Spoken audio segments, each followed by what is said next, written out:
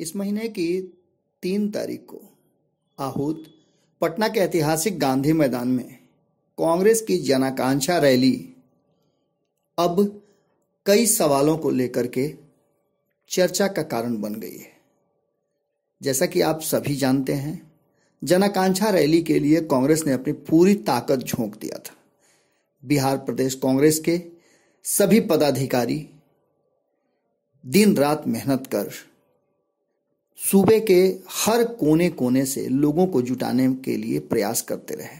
इस रैली को लेकर के तैयारियां भी पूरी थी और इस रैली में शुरुआत में तो ये कहा जा रहा था कि कांग्रेस की रैली है और अंत तक स्थिति यही बनी रही, लेकिन इस रैली पर महागठबंधन के सभी घटक दलों को स्थान दिया गया और पूरा सम्मान भी दिया गया। लेकिन इसके बावजूद हिंदुस्तानी आवाम पार्टी ने इस रैली के अपने सुप्रीमो के शामिल होने के बावजूद भी रैली को फ्लॉप बताया और रैली से वॉकआउट भी किया।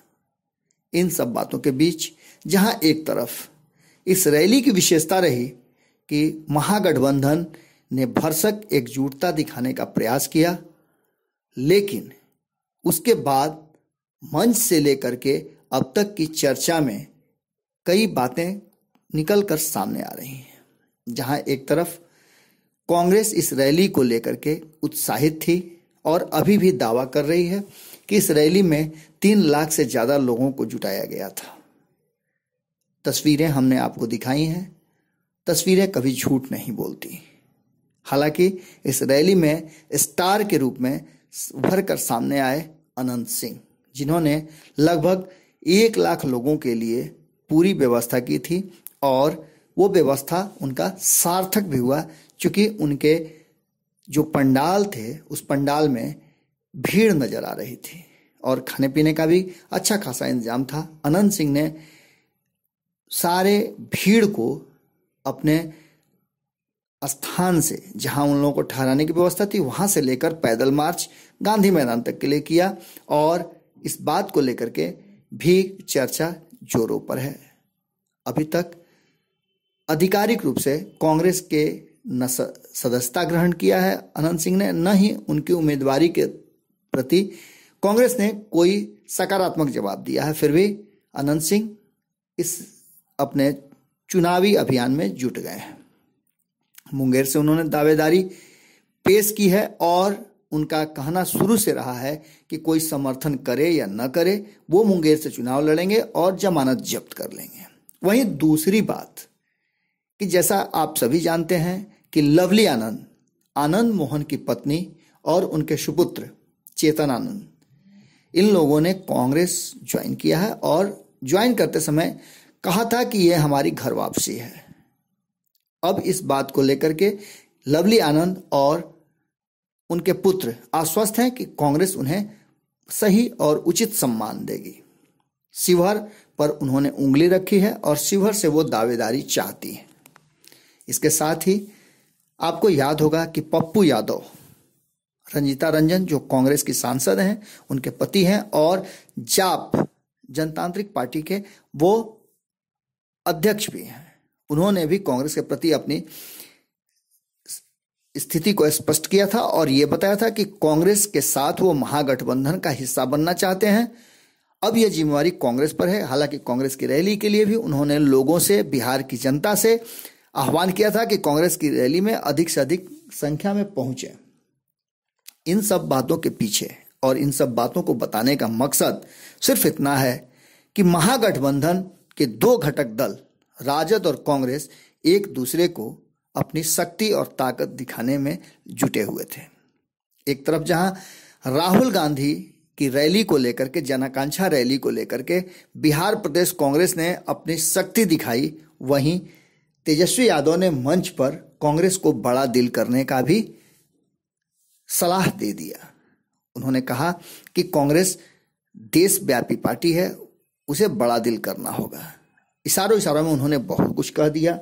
अब स्थिति यह है कि राजद सीधे तौर पर भले कांग्रेस को कुछ नहीं कह रहा हो, लेकिन मंच से भले इस बात का समर्थन किया हो तेजस्वी यादव ने, जहां एक तरफ राहुल गांधी ने तेजस्वी यादव को बिहार का भावी मुख्यमंत्री बताया, वहीं तेजस्वी यादव ने भी उससे उनके कहने से पूर्व इस बात का इशारा कर दिया था कि राहुल गांधी में प्रधानमंत्री बनने की क्षमता है।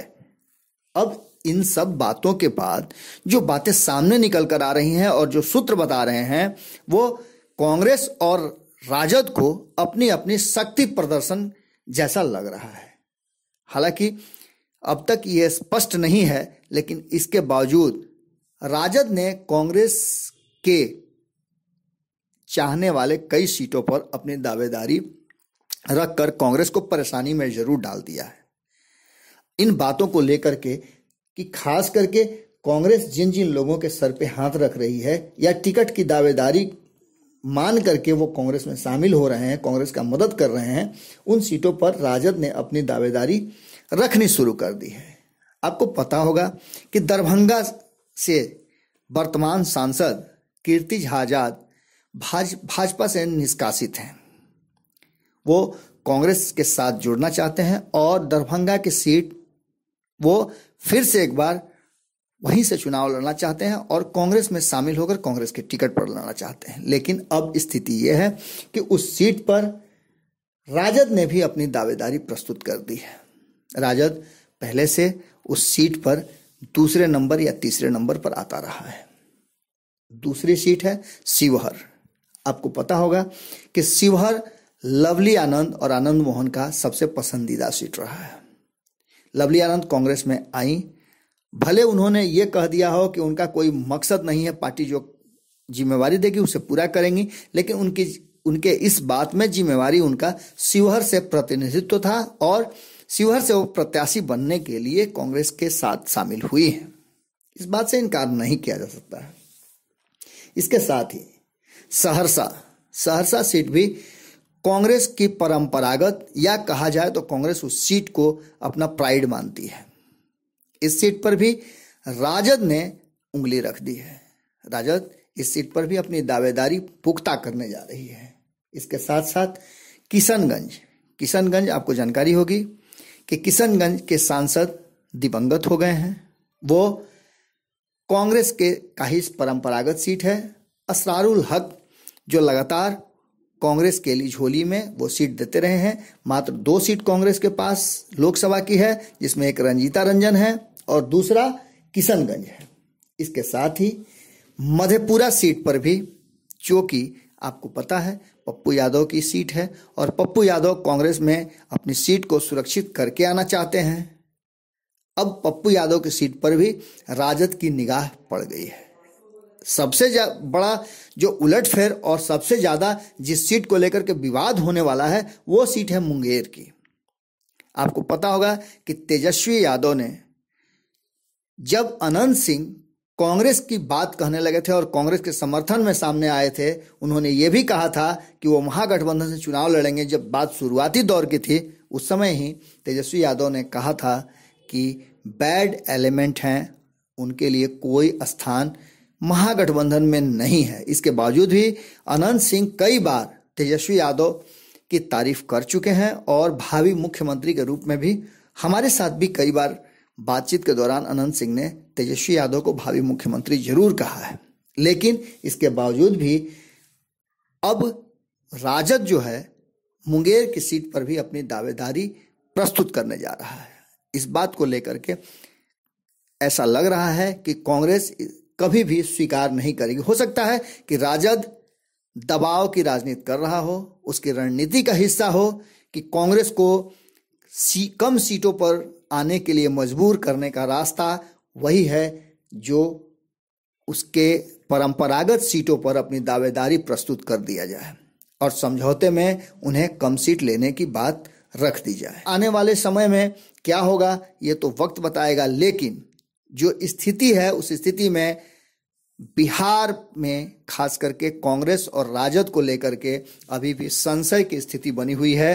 ये देखने वाली बात होगी कि ये मामला कैसे सुलझते हैं, क्योंकि जितना जल्दी ये मामला सुलझ जाए उतना ज्यादा महागठबंधन को फायदा होगा, वरना अगर बात बिगड़ी तो एनडीए को फायदा होने से कोई रोक नहीं सकता है। जो स्थितियां हैं उस स्थिति में कांग्रेस निश्चित रूप से केंद्र में यदि आने की मंशा रखे हुए है, अगर ये सोच रही है कि आने वाले समय में 3 राज्यों की तरह नरेंद्र मोदी के बढ़ते जनाधार और उनके विजय रथ को रोक लेगी, तो उसके लिए कांग्रेस को कई समझौते करने होंगे। उसमें एक समझौता राजद के साथ बिहार में भी करना होगा।